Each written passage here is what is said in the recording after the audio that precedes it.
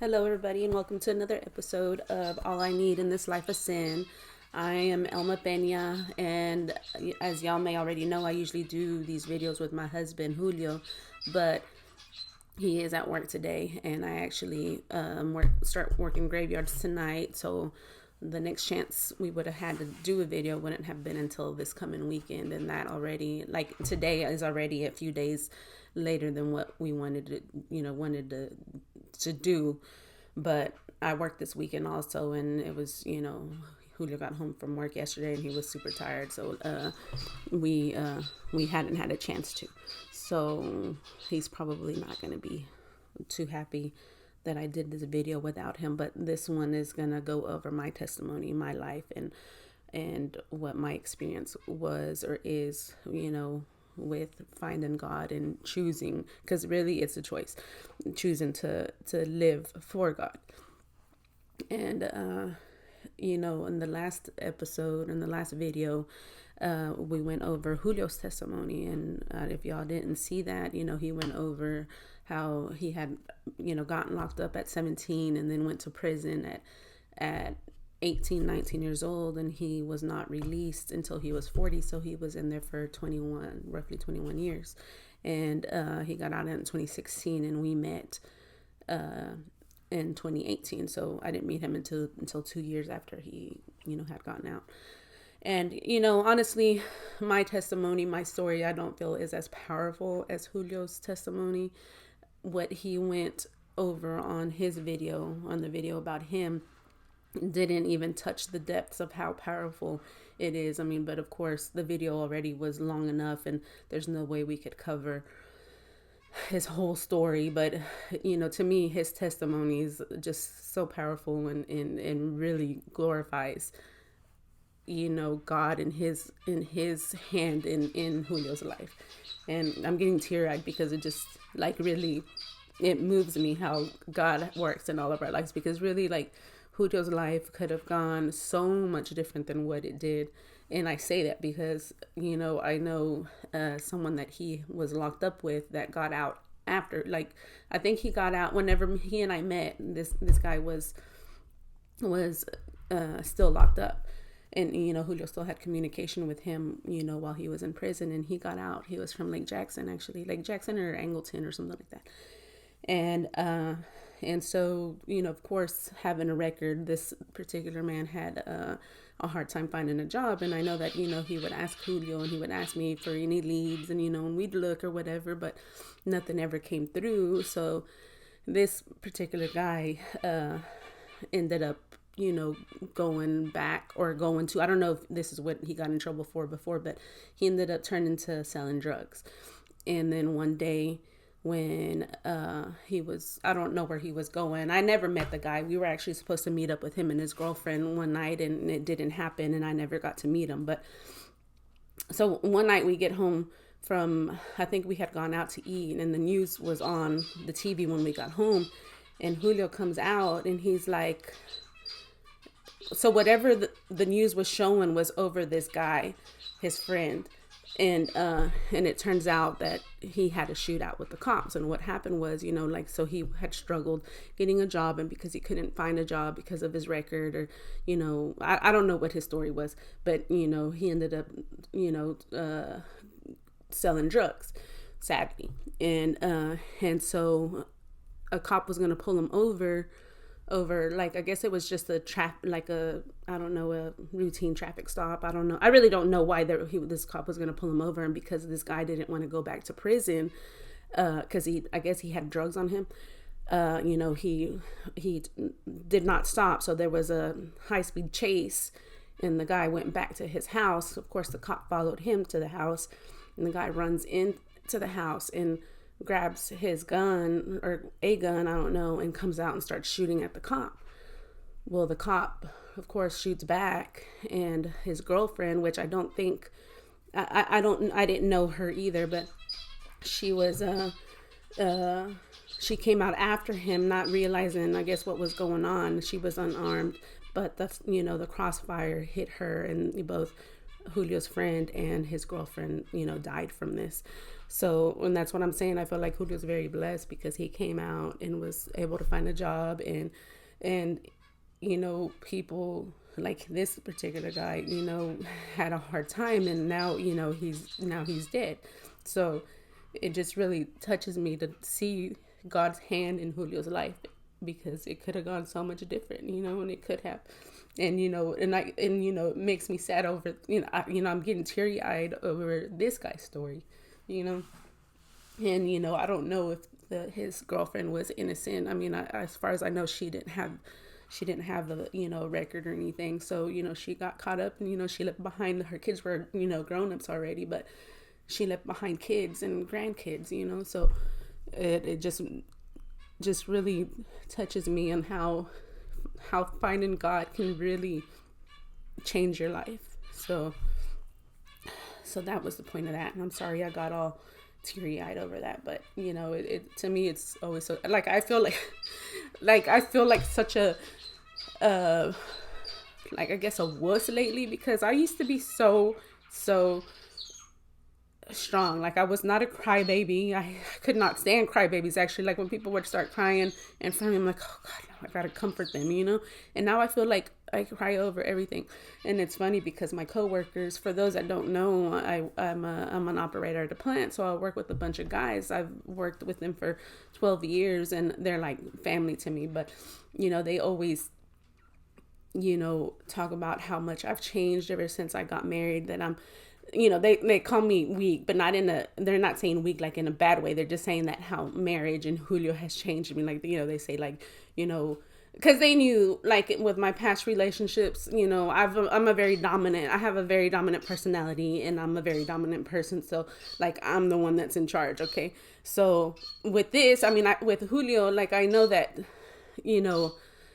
that I'm probably, we're both very dominant, but I think I've kind of, I guess, let go of the rope a little bit. I don't know what you would call it, but I feel like, and they attribute that to me marrying Julio, and that, Julio's the one in charge now. But I think the change actually came whenever I gave my life to God. Like, like my whole adult life, or whole life as a parent, like, I was very strong and very, just getting things done, and nothing got in my way, and like nothing could get in my way. That's just how I was, like and it was tiring, y'all. I really feel like it was so tiring. I feel like the change has come. I know that it happened around the same time that I married Julio, but I think the change came whenever I gave my life to God, because I felt like he took the burden, and of me having to be strong, and I have to tell y'all that it's like so relieving. It's so relieving that I don't have to carry all that by myself anymore, because I did for. Okay, everybody, I got interrupted earlier, and when I came back to finish recording, I recorded about 45 minutes worth of a video, only to find that what do you call it? It was really staticky, and you really couldn't hear what I was saying, so I'm having to re-record it. I am at work now, and like I mentioned earlier, I'm having to do this video without Julio, because he's working days and I'm working nights, so we weren't gonna have time to do it together unless I do it right now. And since this video is about my life and my testimony, I figured I could just do it without him. But I finished off, the last part before I got interrupted, saying that how, if I remember, I was crying. I was crying because, of Julio's friend that got shot and killed because he didn't want to go back to prison. And, we found out about it on the news, the day that it happened, and it was really sad. And how I'm very grateful that, Julio he has favor over his life, because he didn't struggle with a lot of the things that some people struggled with, and he's had favor over his life the whole time, actually. So I am very grateful for that. And I was telling y'all how my coworkers call me, say how I've gotten weak, that because Julio is the one in charge now, because they've noticed a difference. And I was explaining to y'all that whenever I decided to give my life to God, it was around the time that Julio and I had decided to get married. And we actually made that decision. We were supposed to get married last March, and then the whole COVID thing happened, and we had to postpone it. And we're like, okay, well, we can do it, this coming March, or this March that just passed. We were gonna wait until then to do it. And once we started getting closer to God in the fall, both of us had it in us that we just need to go ahead and get married, that it doesn't have to be, the size ceremony that we had planned on doing to begin with, that we could just do immediate family, because we felt getting married was gonna, was our union would be blessed. For a while we were both, really, we had been before we got closer to God, we were comfortable just living the way we were living with each other. And once we started getting closer to God, although we were okay, and it didn't stop us from being together, we just felt it in us that we needed to get married. So we did. So around the time that I started changing, as far as not being the strong person that people saw me as, or people saw me as, and the strong person that I always tried to be and try to come across, that now I do not need to put that much burden on myself. And honestly, y'all, if I would have known that a long time ago, that I could have given some of this burden. See, the thing is, we carry burdens, we carry, whatever we carry. And God is so willing to take that from us, but he's not going to just take it from us if we don't ask him to. It has to come from us. So when I got to the point and understood that, and I asked God to please just take it from me, because I was really tired. And I still am. I feel like I'm still just tired of life and tired of, being so strong. And I'm going to cry again, because I'm a big crybaby lately. It's so annoying. So annoying. I annoy myself with it. So, I asked him to take it from me, and he did, so I feel like I don't have to. And that's why I say that, my coworkers laugh at me saying that, Julio's the one that's in charge now, because I stopped working as much overtime. And, for the 12 years that I've been working here, I was always working. In our overtime hours, I was always at the top, just because I was always working. And that's the sad part. That's one, something that I wanted to mention, that, luckily I've never had a spirit of addiction as far as alcohol and, drugs and stuff. But I really feel like I was addicted to the overtime and the money. And the sad thing about that is that I made money. I made lots of money and continue to make lots of money. And I continue to buy my kids everything they wanted. And my kids were good. They deserved it. They got into, stupid little things, but they weren't bad kids. And I felt like they deserved it. But they deserved my time a lot more than what they deserved the materialistic things that I bought them. And it had gotten to the point where I was just working all the time, and I was really addicted to it. I really was. I was addicted to, I am still, honestly, I'm recovering from it, because it is so hard for me to turn down overtime knowing how much money I can make. But at the same time, it's like I've been making this money for over a decade, and it's still not enough. It's like, when is it going to be enough? And that's what, I feel like the devil had a hold on me. He took me away from my family. I took myself away from my family.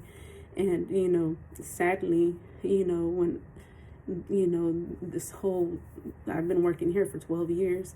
My kids were preteens, teenagers, whenever I started working here. And, I took away a lot of time from them that during some of the years that they probably needed me the most. And all the materialistic things that I was able to buy them was not worth some of the things that they probably went through that I was not there for them to help them through, And this is like a big topic for me now that I've gotten closer to God, that I really, really, really, now that I know, wish that I would have taught them to lean on God and to pray to God and to, ask God and to rely on God, because a lot of the problems that they are going through now, or that they may be going through, or that they may go through in the future, if they had that sense of peace in their heart, knowing that they could always rely on God, they would feel okay or at peace with whatever they're going through. And because I wasn't dedicated to showing them about God, they don't have that. I feel like I have peace within me now, now that I've gotten closer to God, but they're at the age where, I'm not saying it's too late. I think it's going to come to them whenever it's supposed to come or when it needs to come. But right now, I'm having a hard time with getting them to believe that God is real, and that what he can do for us is real, and how he loves us is real, and his forgiveness is real, and his grace is real. I have a really hard time, especially with, with a few of them. I just really, I really regret and not showing them that from the time they were little, because I don't know if y'all have heard me mention this before. I really feel that all of us are born, I know that people feel they're born this way or they're born that way. The fact is, or how I see it and how I've, interpreted, is that, from the time we're born, God already has a purpose for our life. But the devil does too. And, it's up to us. It's up to us and how we live, and, the decisions we make over who wins our soul. And the devil makes it so easy for us to give in to the ways of this world. So from the beginning, yes, we are born with a purpose from God, but the devil has also planted a spirit of whatever it may be. Some people would be a spirit of addiction. Some people would be a spirit of confusion. Some people would be a spirit of depression.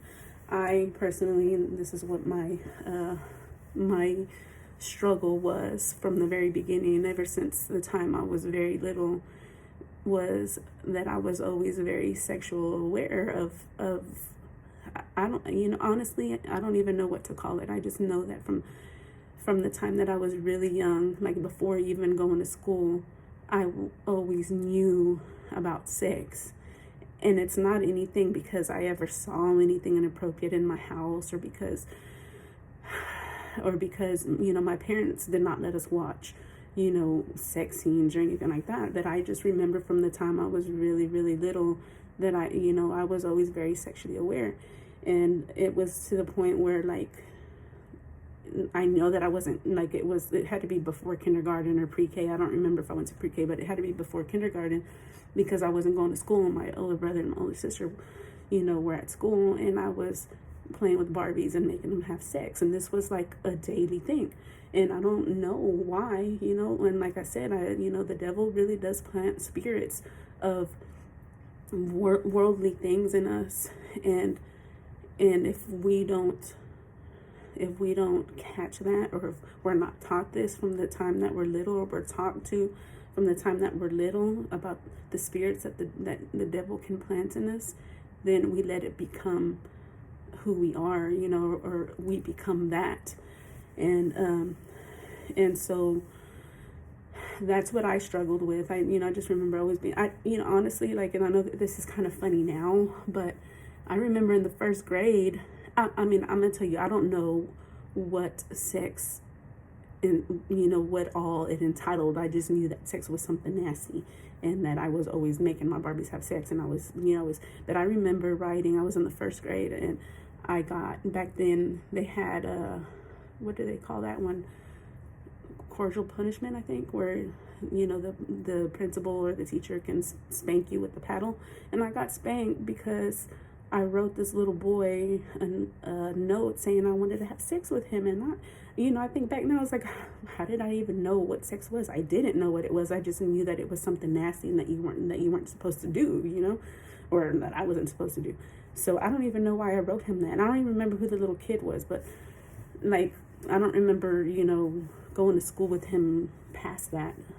I don't know. But I remember writing that note and I got popped because of it. And so my whole childhood, I lived with that spirit in me, and it was very shameful. And not just my childhood, like, I think the sexual awareness, led on to, a good part of my life. But, so, so that was that. And then, for those that don't know, I had kids. I started having my kids I was 15 when I got pregnant with my daughter.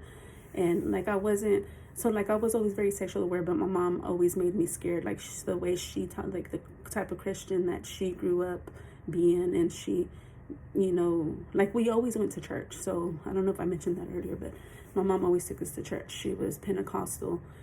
And so I remember from the time we were little, we went to church. And so she always taught me to fear God, like God-fearing people. That's, the kind of Christians that, was back in the day. And so I knew that sex was wrong. And, as I got older, my mom would always tell me that you couldn't have sex until you were married and blah, blah, blah. So I was always scared and ashamed of it, because my mom did mention it to a certain extent, but I didn't know, I didn't know. So like, if I didn't act out on my sexual awareness, it's because I was scared, but it was always there.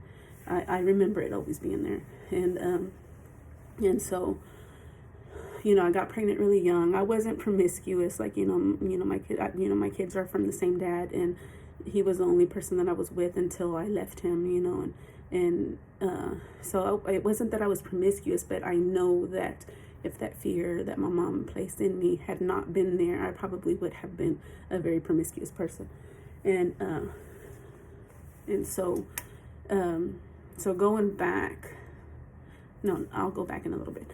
So, that was that. I got pregnant really young at 15, and I ended up having 4 kids by the time I was 22.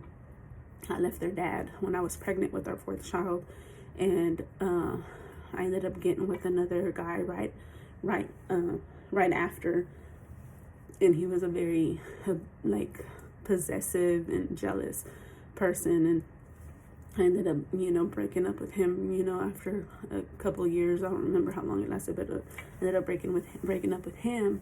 And when I broke up with him was whenever I felt like I got more loose with my sexuality.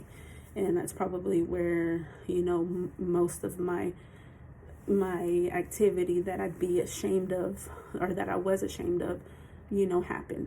And like, I'm not saying I wasn't sleeping with this person and that person and everywhere and here, and not, it was not like that, but it was a lot more than what I am proud to say. And like, I didn't keep count. I'm not trying to keep count. It wasn't like it wasn't like 30s and 40s. It wasn't like that, but it was a lot.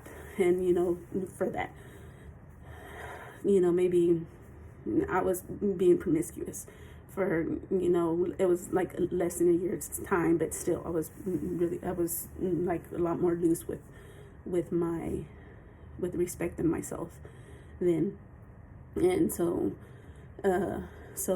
I got over that or whatever. But I think at that point, like, so I've never been a self-conscious person. I'm not saying that I never feel self-conscious, but like, I don't really like hate myself because I'm chubby. Like, I've always felt that, yes, I'm chubby, but I've always been attractive regardless if I'm chubby or not. And I've never had a problem getting attention. And once I was at the point that I knew that I could get attention regardless of how chubby it was, like, I let that define, like, I let how a guy's attention made me feel define who I was. Like, it made me feel good about myself.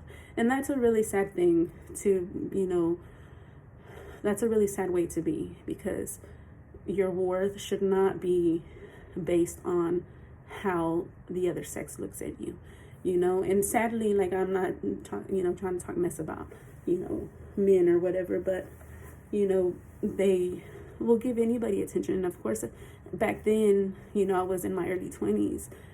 I didn't see it that way. I didn't see that, oh, yeah, they're giving me attention. I didn't see, oh, they're giving to me, I was thinking they're giving me the attention. And it's sad because I see now even girls in their 30s, do that. Like, they feel like the attention that they get from guys is what, defines them. And that's another spirit that is planted in us from a very early age. And I'm glad that I don't struggle with that anymore. I'm not saying that it's not in me anymore. I mean, I'm sure that, anything that anyone struggles with, it stays with them, but I don't struggle with it anymore. And like, looking back, it's just really sad. It's really sad that I ever felt that way, that I felt that I could feel pretty because someone else, gave me attention. Like, really, the only person that we need to worry about pleasing is God. And I know that sounds lame, but I don't care. It's true. We shouldn't worry about, because anyone can give you the attention, especially if they're going to get something out of it. And it shouldn't be that way. So, like I mentioned earlier, like, my testimony, I don't feel is as moving and powerful as Julio's testimony. I think Julio went through a lot more. He put himself through a lot more, and came out of it, with God's help. So mine's not, but it's still just as real, and it's still just as much as what other people can be struggling with the same thing. And so I fought, getting going back to church for a long time, and I'm about to tell y'all what factors played into that.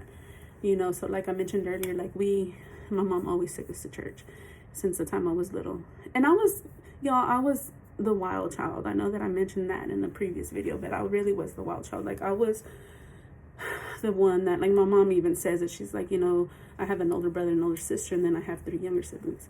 And she would always say that, when she had my older sister, she would put dresses on her, and, my sister would carry purses, and she'd have her cute little shoes, and she was all dressed up real prim and proper.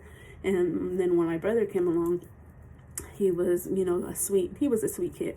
He was really sweet, and they both listened very well, and they weren't bad kids. But she says that as soon as I came along, that everything changed. That I was just wild, that I wouldn't listen.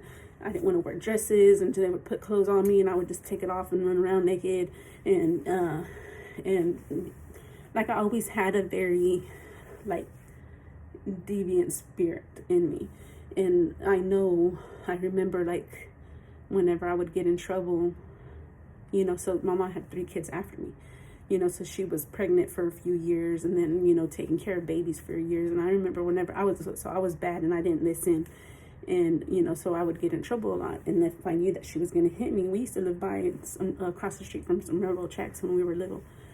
And whenever I knew that she was about to hit me, I would take off running, because I knew that she was pregnant and she wasn't going to be able to catch me. And I'd take off to the railroad tracks until my dad got home, because I know that once my dad got home, she wasn't going to punish me, like, she was just going to let it go.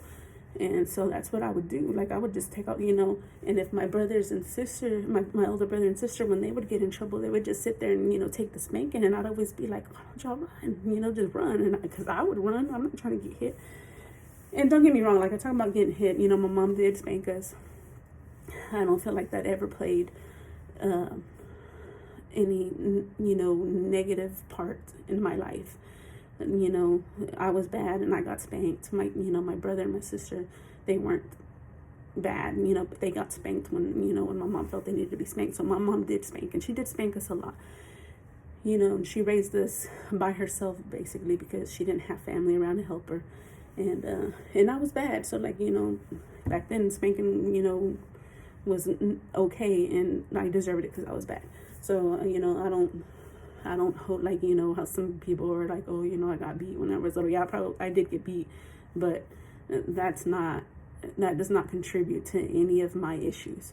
And I don't hold anything against my mom for having to do that with me. And so, so that's going back to she always took us to church. And so I grew up knowing about God, and and and all that. But I think what kind of affected my view on religion and God was because someone in our family, and I'm not going to mention any names because I don't want this to bring up like unhealed scars on people. Like I know if certain people hear what I'm about to say, they're going to know who I'm talking about. And I know they were affected in some way by this particular person. So this particular person was a preacher, and the kind that carried around the Bible, and he was a bad man, and I hate to say that because I know that maybe other people don't see him that way, and maybe that is offensive to some people, but in my eyes and what I remember, he was a bad man. I mean, he would beat his wife. He would have affairs on his wife. He molested, people. He raped people, and he beat, his kids, for whatever reason. But like he would beat them, and honestly, I was one of the people that he molested. Now, I don't remember it being anything more than him just touching on me, and I wasn't around him enough for it to, I guess, get any further than that. And if it didn't get any further than that, I don't remember. I just remember him touching on me, like on my chest. And this was even before I had a chest, but he would touch me. And I remember that clearly. Like, it's not anything that I'm kind of, did that really happen or did it not? No, it happened. I do remember it happening, and it wasn't just one time. It was several times. But like I said, I wasn't around him enough for it to be any more than that. But I know for a fact that it was more than that with other people. And so for the longest time, I never felt like I had hate for him, for him touching on me, but I know how it affected some of the people that I loved. And because of how they were and how it affected them, I had a lot of anger towards him. And until just recently, I let it go and I forgave him for that. Not for me, because like I said, I feel like the only way that it affected me was because I was always a very sexual person anyway. And I felt that happening to me probably accelerated that spirit of sexual awareness. I feel like maybe it did. I don't know if it did or didn't, but that's the only way I can think that it might have affected it. But I wasn't angry at him because of me. I was angry at him because I saw the effect that it had on other people. So that was the first thing that skewed my view on religion and God and going to church. And then the second thing, and this also, I won't mention any names because I'm not saying it to offend anybody, and I'm not, saying it to hurt anybody's feelings. I'm saying it because this is the truth as to what skewed my view. So I feel like it has to be said, and I'm sorry if it hurts anyone that knows who I'm speaking about. But the second thing, so as a young kid, we went to Pentecostal church. In my teens, and actually, I think I was pregnant with my daughter also whenever I was going to this church. Or I had just had my daughter. Actually, I had just had my daughter, and I started going to that church. And so this particular pastor, so I was 15 when I had my daughter. This particular pastor was probably late 20s, early 30s.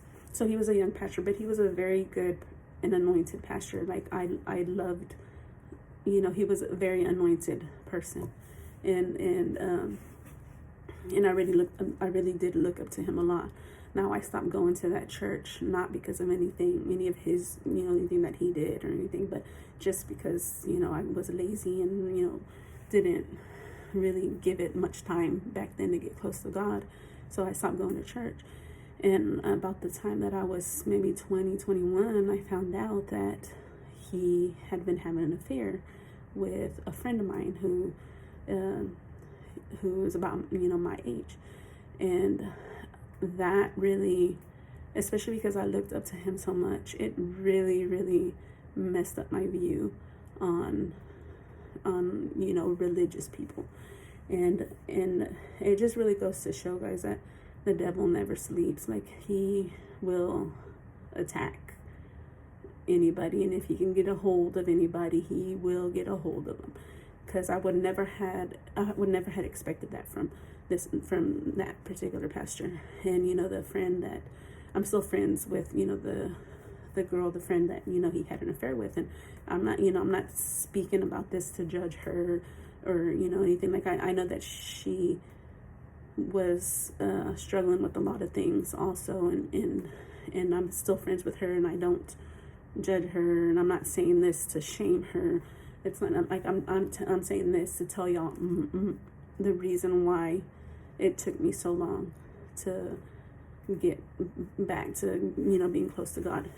And that was another factor that I'm like, like, if these are the kind of people that are preaching in church, not that he was a bad person, but if he was doing that, like, what's the purpose of going to church? That's how I felt.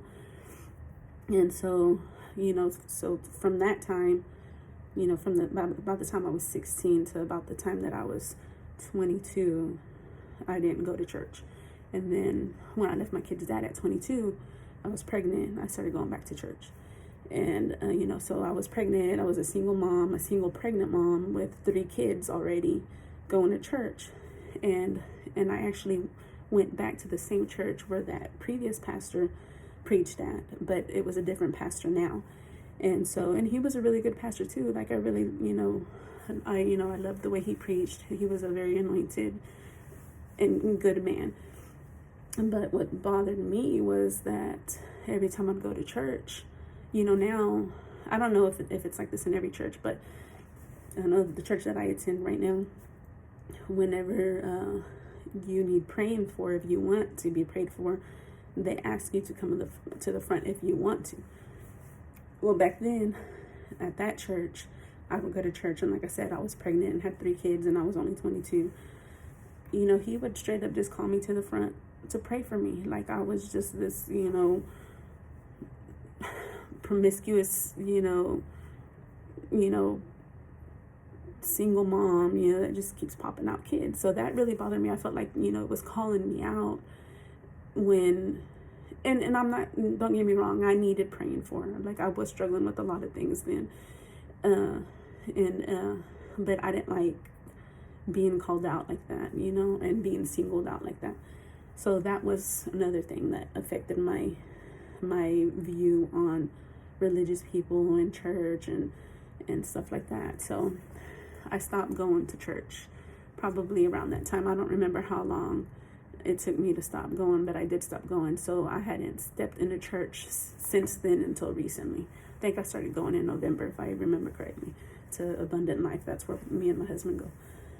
And but I gave my life to God before that. I gave my life to God in September. And it took me a while to get into the church. Like, honestly, both me and Julio both felt like we didn't need to go to church. That's how we viewed things. Like, he always pushed me to get closer to God, but he didn't want to go to church either. So we had started out watching sermons online.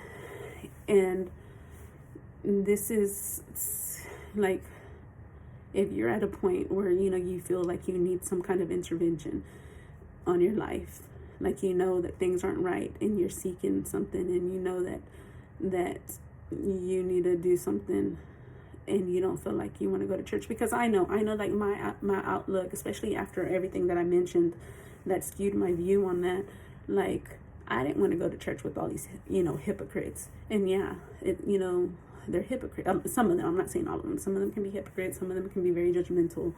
And especially like the old school ones that were raised on the old school beliefs.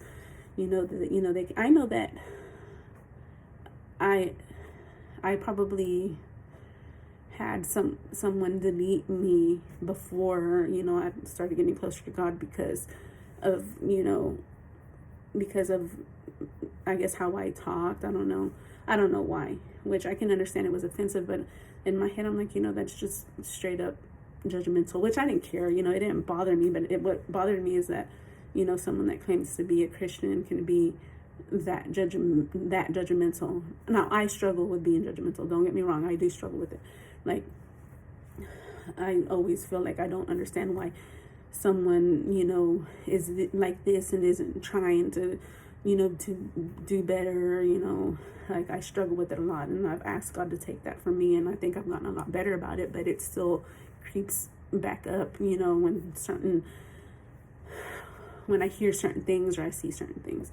So I forgot what my point was with this. But anyway, so people in church can be judgmental. So like I know that Julia and I had started watching sermons online. We started listening to, if y'all don't know these two men that I'm about to talk about, they are awesome guys. If y'all feel like y'all want to get closer to God and y'all want to start learning more, and y'all feel a nudge, telling y'all that, that it's time. And honestly, like, this is something that me and my sister spoke about earlier today, or yesterday, I think it was yesterday, that you can either humble yourself or you will be humbled. Like, sadly, I was humbled. I had something happen, like, in my life, in my family's life, that made me realize that there's nothing that I can do about this. And it just broke my heart, because it's like, and this particular thing is something that my family was struggling with. When I say my family, I'm talking about, like, my household was struggling with, and I had no idea, because I was always at work, and so, and this, was probably something that I could have helped them with, or could have caught from the time that they started struggling with it, but because I wasn't here, or I wasn't there, I did not catch it. And it breaks my heart that they had to go through years and years and years of hating themselves and putting themselves through whatever they were going through mentally or emotionally, and that I was not there to help them, or to give them, I don't know, it just breaks my heart. And that's why I really say, if you have kids, y'all can't be playing around, guys. Okay, I got interrupted again, but as I was saying, that we can't be lazy. If you have kids, you can't be lazy or you shouldn't be lazy with your faith, because there's gonna come a time that what we do for our children, as mothers, as I know not all moms are like this, but as good mothers, we do what we can for our kids, like whatever we can. There's going to come a time where they could be going through something that we have no control over, and there is nothing that we can say or do that's going to fix it for them. And that is where God comes in. God comes in from the very beginning, but they need to have that peace within them, and it breaks my heart that my kids do not have that peace within them right now. And but that's okay, because I feel that the changes that I have made, which other people may see as lame, but I don't care, the changes I have made are for my kids, and they're for the glory of God. It's for my kids, because I feel that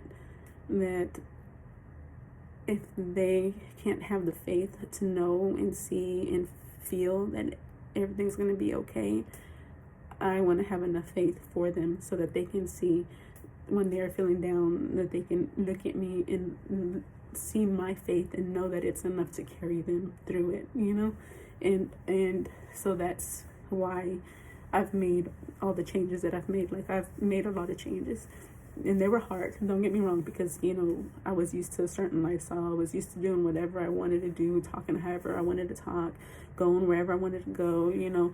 I was used to doing all that. But honestly, we live our life conveniently to this world, and the more convenient and the more worldly things that we get attached to, the less the anointing that we have with God. And it's like, to me, I relate it to like any relationship. So God loves us all, no matter how we are, no matter however we may sin, he loves us regardless, and we have his grace. But that doesn't mean that just because we have his grace, you should continue doing the things you do and living the way you live. If that something is wrong, or that you don't feel right after doing it. As I mentioned before, those are probably some of the things that you need to start with. But the changes that I made was for my kids, and like I said, I relate our relationship with God just like a relationship. Like, you don't want to be in a relationship with someone that you forgive for doing something, and then they just keep doing it, right? I mean, like that it gets old. And I know that maybe God does not tire of our stupidity and the stupid things that we choose to do. Maybe he doesn't tire of it, because he's an all-loving God. But at the same time, you lose the anointing that you could have with him. And that's what I want. I want to be anointed, knowing that if I ask for something, it's not because it's just out of need at that moment. And I've never dedicated any time to talking to him and to serving him before. Like, it's very selfish to be that way. So I've chosen to dedicate, my time to God, like giving him more of my time. And I keep trying to give him more and more as the closer that I get to him, because I do not want to lose that anointing. I want to, whenever my kids are going through something, that I can pray for it and ask him for it, and know that my prayers are going to be answered, even if my kids don't believe, or if they're skeptical, or whatever it may be, that my faith is going to carry them through whatever they are going through.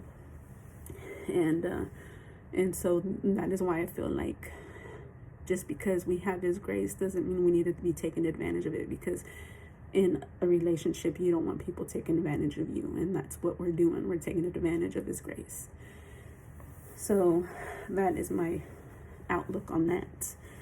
I mean, y'all may not agree, but, and like I said, y'all, like, I miss occasionally, going out, especially, me and Julio used to love to go to Tejano night, but nothing good, like we used to love to go to Tejano night. We had already decided, even before we started getting closer to God, that we needed to stop with that lifestyle, because nothing good was coming out of it. Yeah, we had a good time for that night, but we'd spend a lot of money. We'd wake up hungover. If we had to go to work the next day, we were miserable. Trouble that we could have gotten in and did get in sometimes while we were there. Like, nothing good comes out of it. It doesn't. Yeah, you have a good time and it's fun, but it's not anything good in the long run. And so we had already chosen to quit doing that, before. And now, we're really glad that we have, even though occasionally when I do hear, music or whatever, I'm like, oh man, I want to go out or whatever. But then I think about it, I'm like, I don't feel like dealing with the hangover. I don't feel like dealing with drunk people. I don't feel like, going to work the next day feeling like crap. So, we try to stay away from that. And like I said, it's not, I know it probably sounds lame to some people, but I don't care how it sounds. I know what I'm after, and I know what I have to do to have that in my life. And so that's, I think, pretty much all of it. I'm trying to think.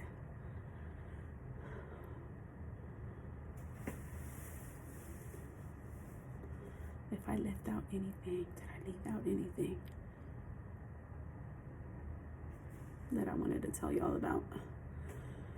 So I went over what had skewed my outlook. I went over what my spirit of promiscuity, and how that was, and how I feel like I was, I never had a spirit of addiction, other than I felt like I was addicted to I know it sounds, like part of a, I don't know, someone who thinks they're a go-getter or whatever, but I was addicted to, making money, and I struggle with it to this point. Like, I've cut back on working the overtime that I used to work. And that has been really hard, really, really hard. Like, it's hard for me to say, no, I don't want to make this amount of money, for coming to work. That's been really hard, but to me, it's greed to an extent.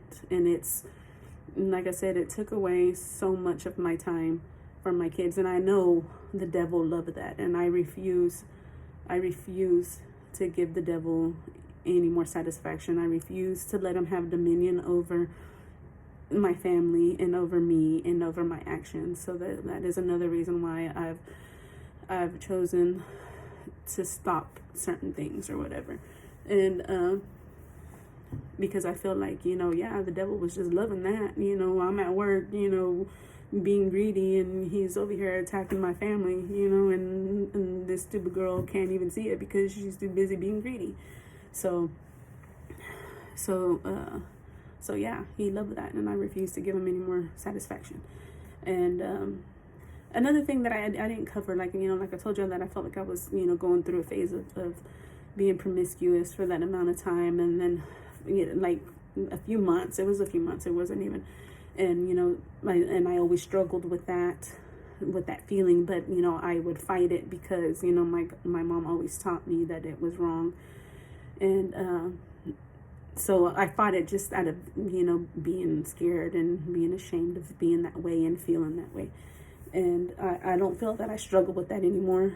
I do feel that after that, the relationships I had, or that I put myself in, were relationships out of convenience. Don't get me wrong, like I would be an evil person to say that I didn't care for these people, but that I was always working. I didn't have time to go out, and I didn't have time to actually meet people and get to know them. So I jumped into a couple of relationships, just out of convenience of knowing that, I was always very sexually aware, and I didn't want to be sleeping with this person and that person and, this person. So I conveniently jumped into relationships with people that weren't good for me.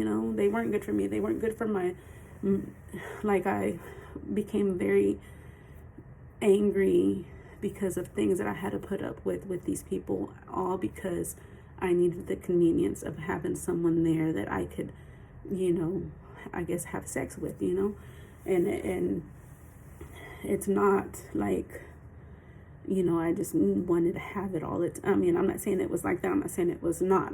That's not what I'm talking about. What I'm saying is that because I did not want to be sleeping with this person and that person and this person, that, and find, I would conveniently let these people into my life that caused me,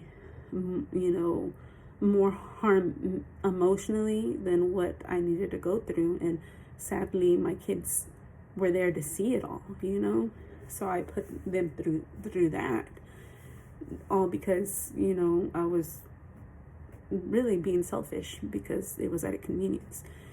And like I said, no, I'm not saying that I didn't, have a love for them. It wasn't like that.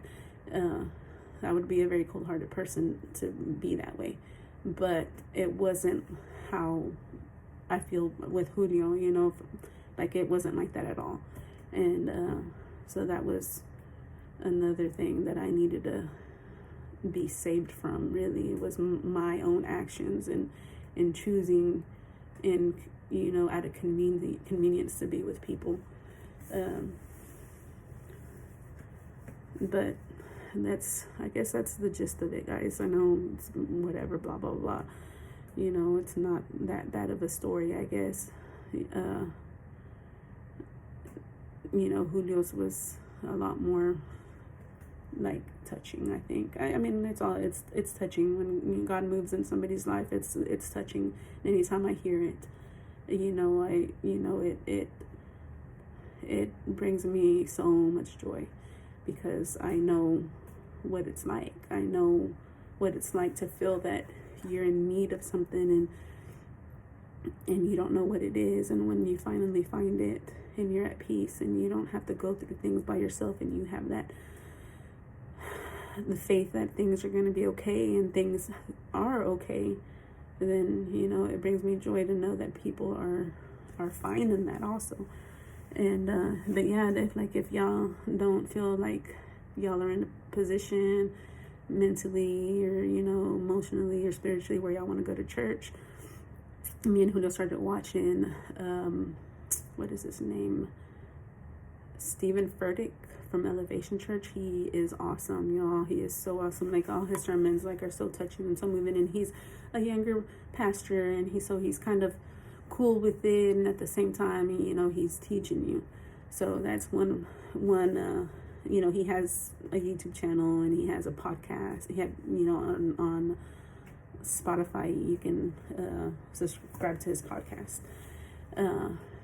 And another one that I actually found through Stephen Furtick, because he preached at Stephen Furtick's church, is Michael Todd, and he's part of Transformation Church. And he is also a young guy, and he's really cool with it also, and he's really funny. He's kind of like a comedian with it. It's he's really good. So if y'all are at a point where y'all don't want to go to church because the church is full of hypocrites, and just know, yes, the church may be full of hypocrites, and it may be full of people who sin, and just know that you're not there for them. You're there for your relationship with God. So when you get to the point that you do want to go to church, just know that yes, you're going to be seated. You may be seated next to a hypocrite, or next to an alcoholic, or next to whatever they may be, but you're not there for them. You're there for you and for your relationship with God. And I particularly love the church that I go to. We go to Abundant Life, and I actually chose to do Abundant Life because I work shift work. And so on Sunday, sometimes I work days, sometimes I work nights, and that was the only church that offered both morning service and evening service, so I wouldn't have an excuse not to go. And it turned out that I really love that church, and Julio does too. Like, I feel very at home there. There's people that go there that are tattooed up just like I am, and some that are dressed up in their Sunday. Like, I'm not the type to be dressed up. Like, my dress up is jeans and a casual t-shirt and maybe some boots. But there's people there that are in their Sunday best. It's a combination of people. So we feel at home. Like, we like it a lot, and I'm glad. Honestly, I'm really glad that we chose to start going to church, because I feel that it brought a whole nother level of revival into our lives. It really did.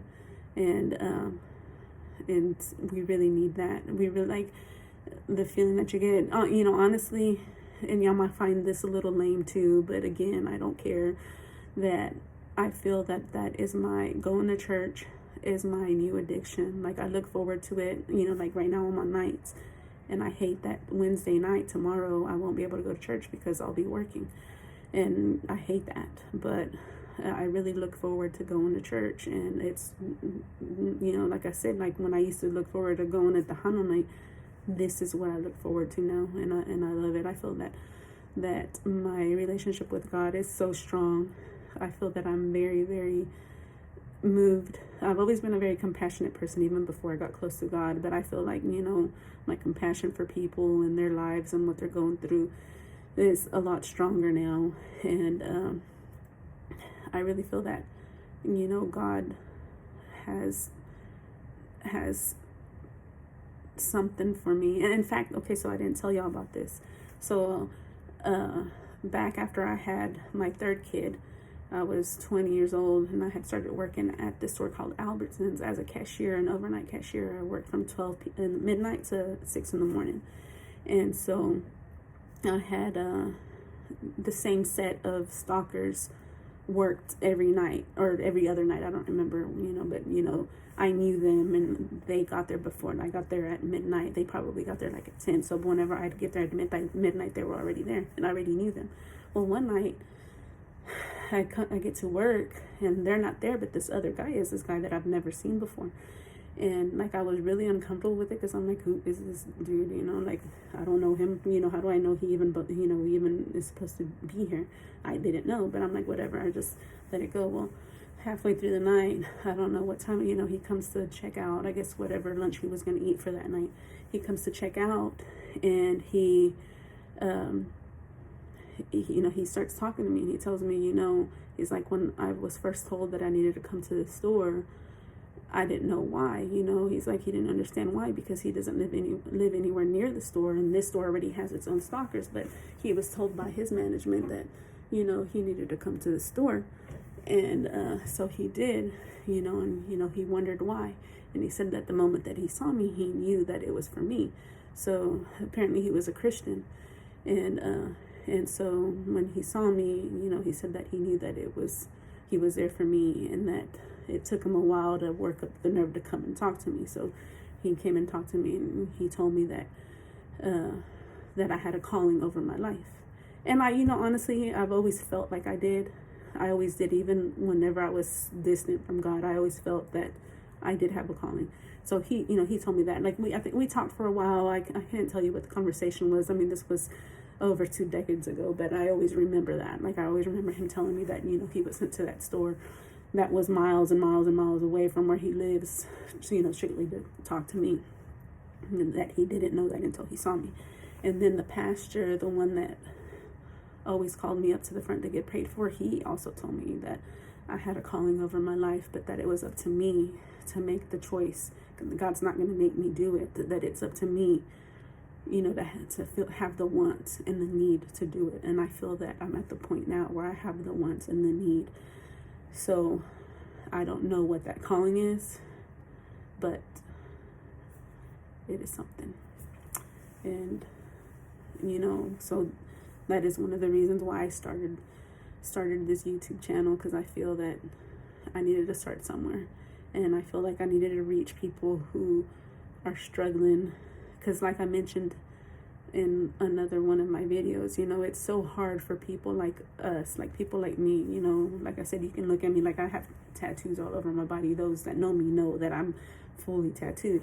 And of course you see that I got, piercings in places that old school Christians probably don't like. But I feel that I need to reach people that really feel that they don't belong in a church, that feel that, or don't, people that are struggling with it, because I struggled with it and I fought it for a long time. And someone that is fully Christian, that's been Christian for years, may be a little intimidating to turn to, because you feel like that you're going to be judged, or they're going to talk about you or whatever. So I'm just hoping that I can put it in the hearts and the minds, like plant seeds in people that need it, that it doesn't matter. And it doesn't matter what these people think of you. It doesn't matter what I think of you. It doesn't matter what, old school Christians think of you. It doesn't matter what anyone thinks of you. The only thing that matters is that you have a relationship with God, and what he thinks of you, which is nothing but good stuff, is all that should matter.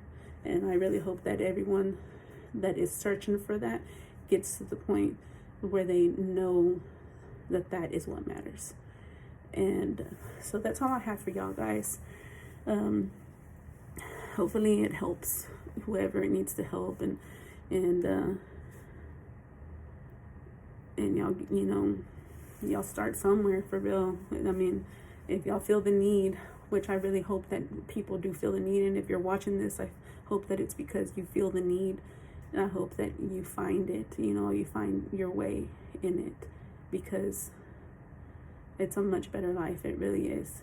Yeah, you'll miss things, and the more you involve yourself in it, the easier it gets to let go of the things that you were used to. And like Julio himself, he's a weed smoker, and he's been a weed smoker, and he's struggling with, he's wanting to stop, and he's struggling with it, but he's doing really good. He has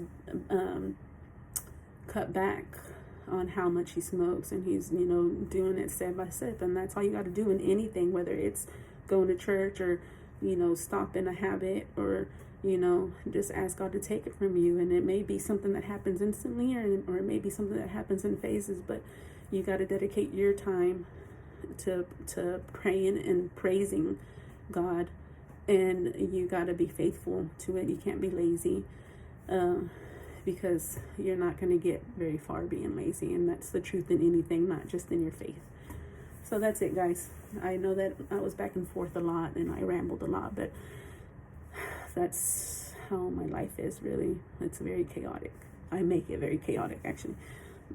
So I hope y'all have a good night, and I hope y'all enjoyed this video, and we'll have another one for y'all, within a week, and probably this weekend. I don't know.